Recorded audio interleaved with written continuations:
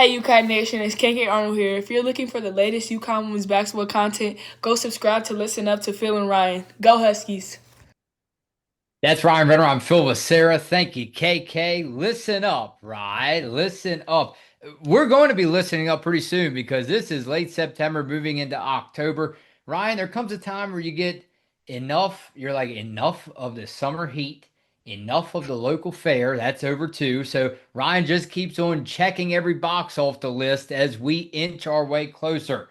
Ryan, I appreciate you joining me on this Wednesday, September the 24th.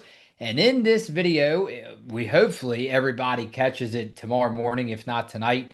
We hope that everyone is having a safe, right now it's fall. So tonight we're going to go over the takeaways, right? You told me there was takeaways from the practice that the UConn women's basketball team had. UConn women's basketball, according to CT Insider, the basketball team held open practice at Sacred Heart and they go on to say, here's what we learned. Well, instead of us, right, and reading the article straight out to everybody, we're not going to do that, obviously.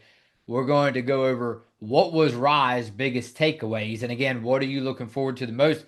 And mind you, I think that the full schedule has officially been released. Yeah, very exciting. Of course, we're only about, well, we're less than 3 weeks away now from the first exhibition game for the UConn Huskies. So that's, of course, very exciting. I think the first open practice of the season, there's about 2,000 fans there in attendance at Sacred Heart. So I think this is kind of a good warm up for some of the players to practice in front of some of the fans, and it allows us and some of the media to take notes and expand on what we've seen throughout the off season for this team and talk about some of the things that we've seen that we really like. And that's of course what I'm going to go over a little bit with you guys for this first open practice. Firstly, it seems like Caroline Ducharme and Ayanna Patterson will be a full go for this season. Both players, of course, have dealt with injuries for about the last 2 or 3 years now, and it was noted that Caroline looked very loose out there. She was quick on her feet, very agile. She was also seen directing the huddles during timeouts and was very vocal off the court with a lot of the players. So that's very good. It seems like Caroline Ducharme is in for more of a leadership type of role as she enters her fifth season on this team and last season with the team. And Ayana was also noted as being a lot more confident and strong in the paint. So that's very good if Ayana can contribute to that front court, very talented front court that UConn has with Sarah Strong and Ice Brady. And of course, Caroline and Ayana, they're both going to have huge roles for this season. And of course, will be a major help if both of them can stay healthy. And we also have five new faces on this team, three incoming freshmen and two transfers. Kaylee Heckel, she looked the most impressive to me. It looks like she's already very comfortable in the offense and really the whole UConn Huskies system. Sarah Williams looked good defensively, but it was noted that she looked rushed at times on offense, so it may take her a little bit more time to fit in with this team. But once she does, she's going to be a beast on the floor. I can't wait to watch Sarah Williams this season. And lastly, UConn's depth was put on display. There were 11 available players during the practice, and everyone got involved in some way. KK Arnold led for most offensive possessions. She led the point for most of those. 9 of 11 players scored during the exhibition or the scrimmage game they had at the last 30 minutes of practice. Ashlyn Shade, Morgan Shelley, Janet Alfie, and Bianca Quinones were the four unavailable players. It's unknown whether Shelley will be able to play at all this season, but I do expect the other three to be ready for the season opener this year.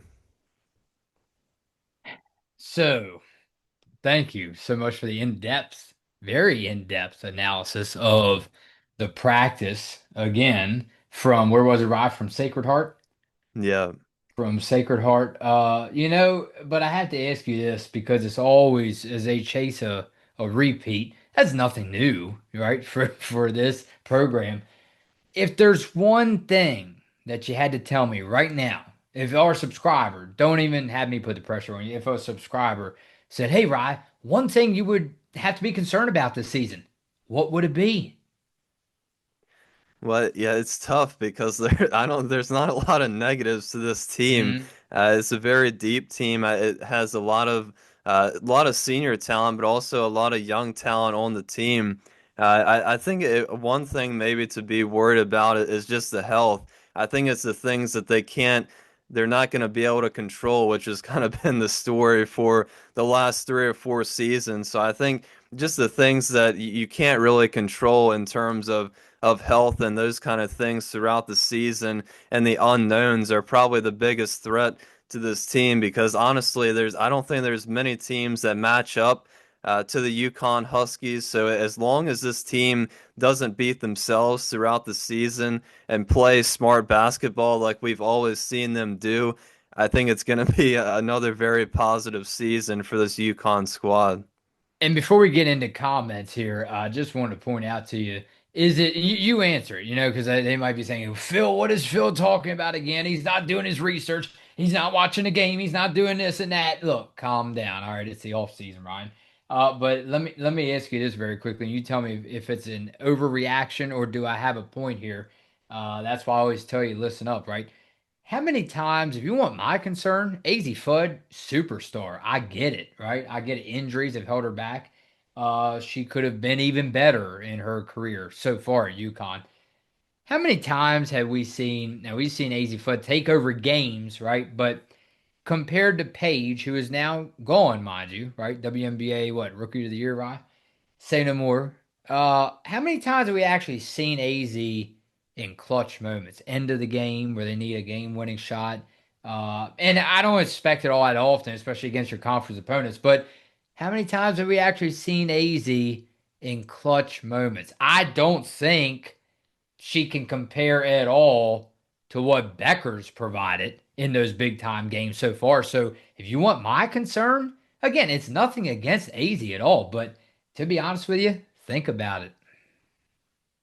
Yeah, it's very hard to replace a player like Paige Bueckers, but I have confidence that AZ can step up into some type of role like that and become a clutch player if UConn needs her to be.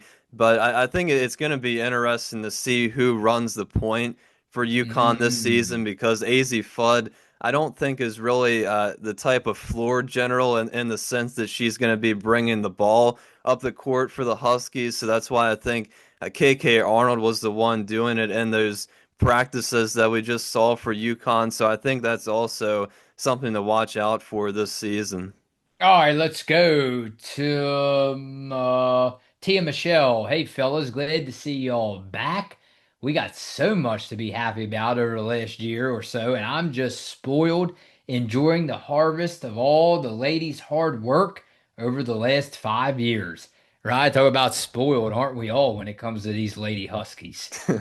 Yeah, I think UConn or us the UConn fans are very spoiled when it comes to well the men's and women's basketball have Yes. been very good over the last couple of decades. But yeah, these ladies been working very hard during the off season. Of course, we're going over more practice and seeing what we like out of this team. But like I said, I think there's been a lot of positives, a lot of high notes during the off season. Everything seems to be looking really good for this team so far. Michael Lawson said, "My congratulations to Paige." Yeah, well, I know she loves that, Rye, if she's hearing this. Just Me said, "Hi, Phil and Rye, missed you." Well, we missed you too. Yes, Phil, the leaves are falling off the trees. Basketball is on the way. We have another exciting season coming up. Congrats to Paige on Rookie of the Year. Rye, thanks for the report on Paige's stats. She accomplished a lot. Yeah, she did. She certainly did for just a rookie, and I think she can honestly grow more as a player and get even better than what she did this past year. So I think as if there's any other Dallas Wings fans out there watching this, I think we definitely have a really special talent, and hopefully in years to come we can get a couple more wins, get into the playoffs, and see playoff Paige again. But this time, hopefully in a Dallas Wings jersey. Stevie Kinsey said, "Good to see you guys again." Hey, Stevie, good to see you too. Congrats to Paige. He had an outstanding season and led all guards league wide in efficiency rating. People are minimizing what she's done on the court, saying Sonya should have won and that Paige automatically was winning the award before she stepped on the court. Those people are oblivious. Paige earned it, and anyone watching her all season knows it. Ask Rye, he knows it. Yeah, well, I mean, you could probably say the same thing about Caitlin Clark as well, and she certainly did earn it as well last year. But I mean, if you look at the stats for Bueckers, she clearly was the overall winner for Rookie of the Year. She outperformed all the rookies, and had one of the best performances in the last couple years out of anybody with that 44-point performance. So Paige did definitely earn Rookie of the Year. And hopefully there's a lot more years to come just like that. All right, Rod, we'll leave it right there. Look, usually I leave you with a quote. This time it's going to be a little bit different because I want everybody to drop their comments in the section below. And Rye, I want to ask you, what do you think so far about these WNBA playoffs? What surprises you the most? As we're down to four, right? Just four. We have the Aces and the Fever, and of course, on the other side, the Link and the Mercury. Well, I mean, certainly for me, and I know we've both been talking about it a little bit, is the Indiana Fever advancing without Caitlin Clark and Sophie Cunningham. It's amazing to think what they could be doing with Caitlin Clark on the floor. Yeah. But yeah, I was very surprised they they made it out of the first round. And I mean, they're putting up a little bit of a fight to the Aces, but of course, they're hoping they can extend that series a little bit to at least a game 4 or 5. But yeah, certainly Indiana and certainly Minnesota right now looks like the favorite. So maybe a little bit of pressure for them, especially after the Mercury came back last night and beat them. So Minnesota, I think, clear favorite, but maybe a little bit of pressure to go out and win it. All right, and as we're going to still try to get KK on, hopefully you all stay right here on Listen Up. We're going to try to get KK on right before the season starts, and hopefully I will see you on a beautiful, well, not so beautiful, maybe a rainy Friday right here on Listen Up.